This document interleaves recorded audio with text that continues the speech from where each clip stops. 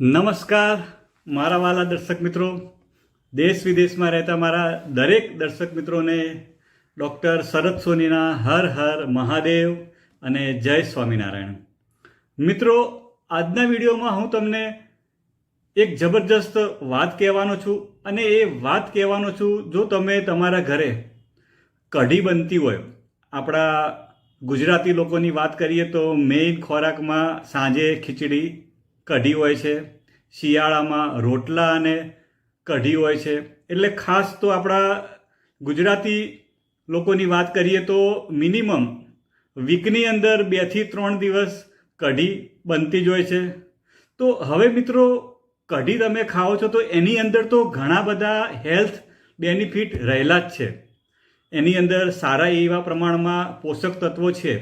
પણ જો કઢી તમે બનાવતી વખતે, આજે હું જે એક ચીજની વાત કરવાનો છું, એ ચીજ જો તમે તમારા કઢીની અંદર તમે નાખી દેશો તો એ કઢીની અંદર જે તમને હેલ્થ બેનિફિટ મળે છે એ હેલ્થ બેનિફિટ ડબલ થઈ જશે મિત્રો. અને એનાથી એટલા બધા ફાયદા થશે. અને એ ચીજ તમે અંદર ઉમેરશો તો એ ચીજ તમારા શરીરમાં રહેલી કેલ્શિયમની ઉણપ, સાંધામાં દુખાવો, હાડકામાં દુખાવો, શરીરની અંદર સોજો હોય, ડાયાબિટીસ હોય, કોલેસ્ટ્રોલ હોય, ઘૂંટણનો દુખાવો હોય, કમરનો દુખાવો હોય, એવા ઘણી બધી નાની મોટી બીમારીઓમાં તમને ચોક્કસ ફાયદો આપશે. તો મિત્રો, 1 પણ મિનિટની વાર કર્યા વગર આપણે આ રસપ્રદ વિડીયોની શરૂઆત કરીએ અને આપણે કઢીની અંદર કઈ ચીજ એડ કરવાની છે એના વિશે આપણે વિસ્તૃતમાં જાણીએ. તો મિત્રો, આપણે જ્યારે કઢી આપણે બનાવીએ છીએ ત્યારે એની અંદર એક વસ્તુ, અને એ ખાલી 1 ચમચી જ તમારે એડ કરવાની છે, અને એ છે તમારે એડ કરવાનું છે મેથીના દાણા. મિત્રો, હવે મેથીના દાણા કેમ એડ કરવાના છે અને એની પાછળના કારણો કયા કયા છે, એડ કરવાથી કયા કયા ફાયદા થશે અને કેટલી એડ કરવી, એની માત્રા કેટલી, એની હું તમને આજના વિડીયોમાં વાત કરવાનો છું. તો મિત્રો, મેથીની વાત કરું તો મેથી દરેક ઘરની અંદર સરળતાથી મળી રહે છે અને તમારા કિચનની અંદર તો હોય જ છે મિત્રો. હવે એના ફાયદા શું છે? ઘણા બધા લોકોને એના ફાયદા વિશે ખબર હોતી નથી. એના ઔષધીય ગુણો તો એટલા બધા છે ને મિત્રો, જો તમે એનું સેવન કરો ને તો એનાથી આપણા શરીરની અંદર ઘણા બધા ફાયદા થાય છે. હવે મિત્રો, એની અંદર કયા કયા તત્વો રહેલા છે ને એ મિત્રો ખાસ વસ્તુ અગત્યની છે. તો મેથીની અંદર કયા કયા તત્વો રહેલા છે? તો મિત્રો, એની અંદર પ્રોટીન, કાર્બોહાઈડ્રેટ, આયરન, કેલ્શિયમ તો મિત્રો અંદર ભરપૂર માત્રામાં હોય છે.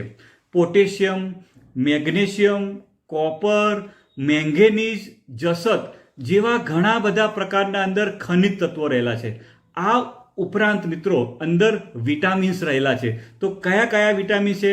તો એની અંદર વિટામિન B6 રહેલું છે, વિટામિન A, વિટામિન C ભરપૂર માત્રામાં છે અંદર મિત્રો. એની અંદર ફોલિક એસિડ, થાયોમિન, રાઇબોફ્લેવિન, નિએસિન એવા અલગ અલગ પ્રકારના વિટામિન્સ રહેલા છે.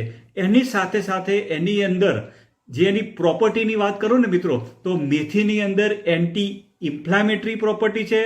અને બીજી અંદર વાત કરું તો એમાં ઘણા બધા પ્રકારના ફાઇટો ન્યુટ્રિયન્ટ્સ હોય છે.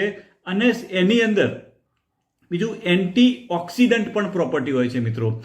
એન્ટી ઇન્ફ્લામેટરીનો વાત કરું તો એ આપણા શરીરની અંદર સોજા હોય, દુખાવા હોય, કોઈ પણ પ્રકારના સોજા દુખાવા, એની અંદર આપણને ખૂબ જ ફાયદો આપે છે.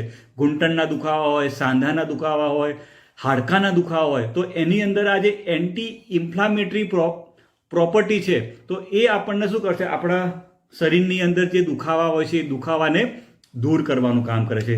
એના સિવાય મિત્રો વાત કરું તો મેથી આપણા સુગર લેવલને કંટ્રોલ કરે છે. આપણા ઇન્ડિયાની આપણે વાત કરીએ તો ઇન્ડિયામાં ડાયાબિટીસના દર્દીઓ ઘણા બધા છે મિત્રો.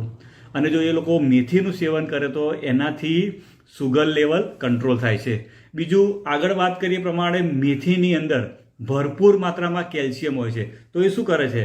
હાડકાને મજબૂત કરે છે. સાંધાના દુખાવામાં પણ આપણને ફાયદો કરે છે. બહેનો હોય એમને જો કમરનો દુખાવો રહેતો હોય તો એની અંદર પણ ખૂબ જ ફાયદો કરે છે.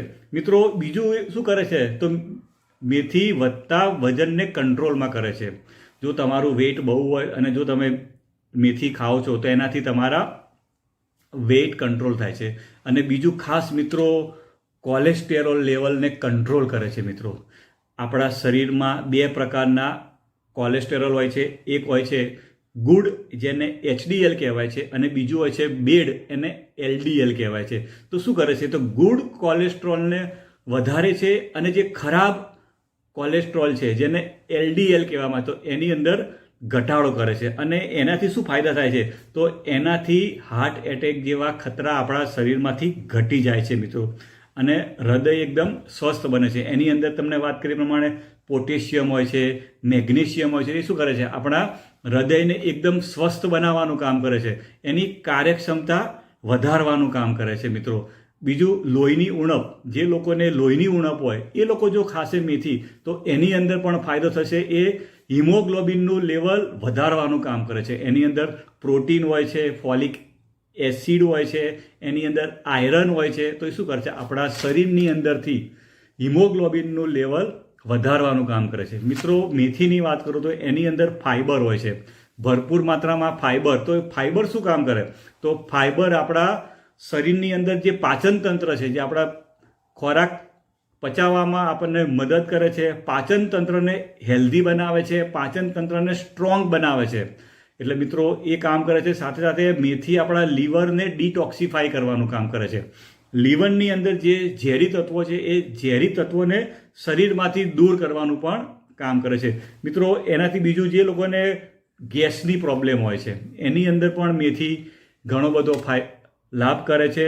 અને બીજું કે જેને કબજિયાતનો પ્રોબ્લેમ હોય છે, જે મિત્રોને કબજિયાતની સમસ્યા હોય છે એની અંદર પણ સારો એવો ફાયદો કરે છે.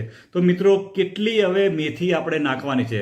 જો મિત્રો તમારા ઘરમાં 3 વ્યક્તિ હોય અને જો તમે 3 વ્યક્તિ માટેની તમે કઢી બનાવતા હોય તો તમે 1 ચમચી તમે મેથી અંદર એડ કરી શકો છો. જ્યારે તમે મેથી બનાવવાનું ચાલુ કરો છો એ વખતે જ તમારે એડ કરી દેવાની છે. અને જ્યાં સુધી તમે આખી કઢી તૈયાર થઈ જાય ત્યાં સુધી તમારી જે છે મેથી એનો જે સ્વાદ છે, એનો જે કડવો સ્વાદ છે એ તમારે છેલ્લે સુધીમાં એનો સ્વાદ દૂર થઈ જશે અને તમને ખાશો તમે તો પણ તમને મીઠી લાગશે મિત્રો.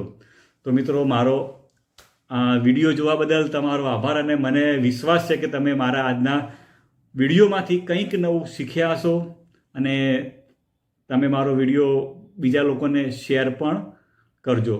થેન્ક યુ મિત્રો. Bye bye.